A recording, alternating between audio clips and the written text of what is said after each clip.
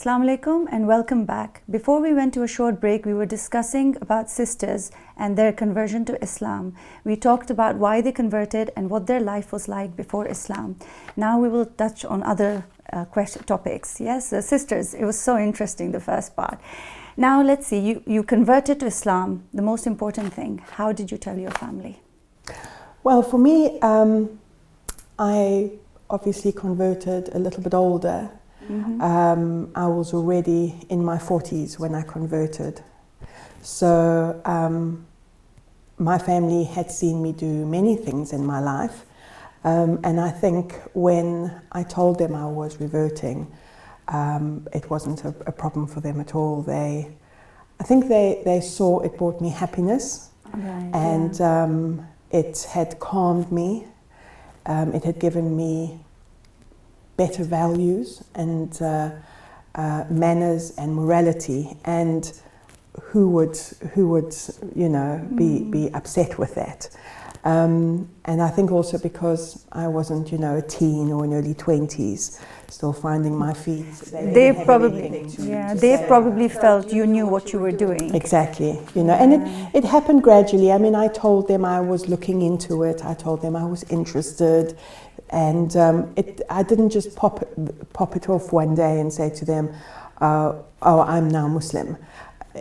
I took them on the journey almost with me. So my daughter was very welcoming with it, and my mother as well. She's very happy about that. So Alhamdulillah. Alhamdulillah, yeah. And what about you? How did you break the news to your family?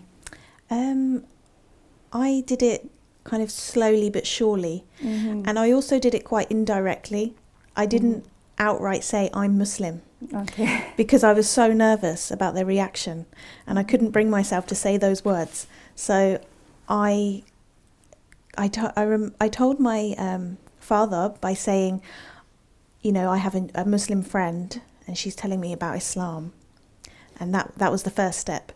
And then I told him one day, I'm learning how to pray now. What was his reaction? And he kind of paused. He didn't say anything. And because that was my way of saying I'm Muslim. Because of course he's going to know, well, you're not going to learn how to pray unless you're actually Muslim now. So I kind of waited and I said, I'm finding it difficult because the prayers are in Arabic. And he kind of went, He went, I had the same problem when I was small. He goes, because he's Catholic, he said, I had to learn my prayers in Latin. And I found that difficult. It's kind of like a big sigh of relief because I indirectly told him I'm Muslim and he indirectly told me it's okay. Okay, so his reaction was all right. Yeah, it was. Earlier when I was talking to you, Sandra, you said to me that your relationship with your mother became beautiful after you converted to Islam. Why don't you elaborate on that? Well, one of the things that you learn in Islam, I suppose it's in all the religions, but it's really, really important in Islam, is family and parents especially, how you respect them and look after them, and you should do that. Unfortunately, I'd had a falling out with my mother about 10 years ago, and I hadn't actually seen her or spoken to her. She lives in South Africa. And Islam brought me back to her because I realized through the help of being a Muslim that, no matter what your parents have done, that it is your duty and Allah's commandment that you honor your parents. And I made baby steps in trying to repair that relationship with my mother. Alhamdulillah, I did. And she was so happy to have me back in her life again, which was really, really lovely because my father had died a few years previously. And I hadn't had a really good relationship with him either, and it just made me value the relationship with my mother even more. And I think as you get older, you realize that your parents aren't perfect. Nobody's perfect in this world, and you owe so much to them. They give you so much, even though you don't realize how much they give you. And yeah, that has really helped me. Right. What advice would you give to a sister about how to deal with family and, how to tell them? Because sometimes it can become very difficult. In your case, it was easy. In your case, it was a matter of tactic you used. But how should they make their families comfortable? Should they tell them at the very beginning, or what do you think? How should sisters tell their families about their conversion? I think they should tell them from the very beginning, because usually you don't revert straight away. So they'll kind of have time to get used to it before you make that actual step. So that will give them time. And I think. But then also, I think it depends on the family, isn't it?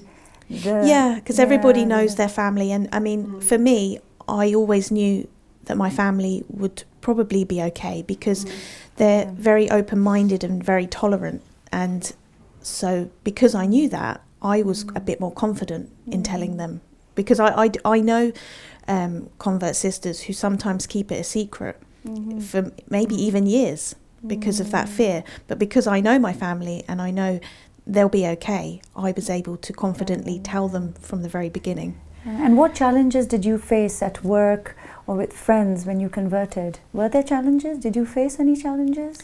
Yeah, not with friends, but I had some challenges in the workplace. When I first reverted, I wasn't visibly Muslim, so I wasn't wearing the hijab or anything. And I started a job very shortly after I reverted. So I kind of started that job as a non-Muslim, because even though I was technically Muslim, nobody could see that. So to them, I was non-Muslim. So, and then slowly but surely, colleagues started finding out that I was Muslim, and a few of them reacted quite badly. Oh, really? Yeah, they would make very disparaging remarks about Islam and about Muslims. To you? Yes, directly to my face. And then... How did you react to that? Because I was such a new Muslim, I wasn't very confident. So I just kind of didn't really react at all. I didn't react badly, like positively or negatively. In a way, I didn't even defend myself or defend Islam, because I felt like I didn't even really have the knowledge to defend it or the confidence, because I was such a new Muslim. Okay, yeah. So I kind of just didn't even deal with it. Did you do the same thing? What challenges did you face?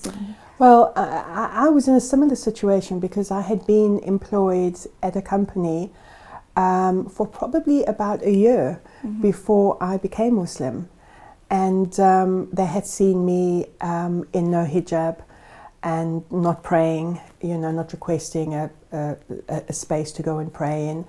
And then, of course, when I reverted, I wore hijab almost immediately.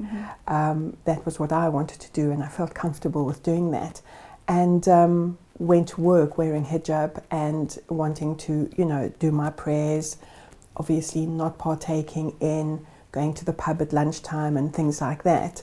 And I think I did tell them that I had reverted, but I think it was quite challenging for them as well. There were some people who were really nice about it, and others who, very similarly, you could see that they had issues with it. Right. I wish we could carry on, but unfortunately we've come to the end of our show. Thank you, Sister Sandra, for coming. It was beautiful listening to your story, very inspiring. And thank you, Sister Catherine. It was lovely to have you here. Thank you both very much for being here with us today. Okay. So, viewers, if I could be here all day listening to these inspiring stories, beautiful stories, but we have come to the end of our show and we must finish it here today. The conversion stories are beautiful, but we must remember that the conversion stories can also be very lonely stories, because sisters are giving up their lifestyles, their friends, and in some cases their families. And we as Muslims have to be there to support them, help them, and welcome them to our deen. I leave you with one thought: Hidayah is from Allah, and whomsoever Allah guides, none can misguide. Until next time, Assalamu alaikum, rahmatullahi wa barakatuh.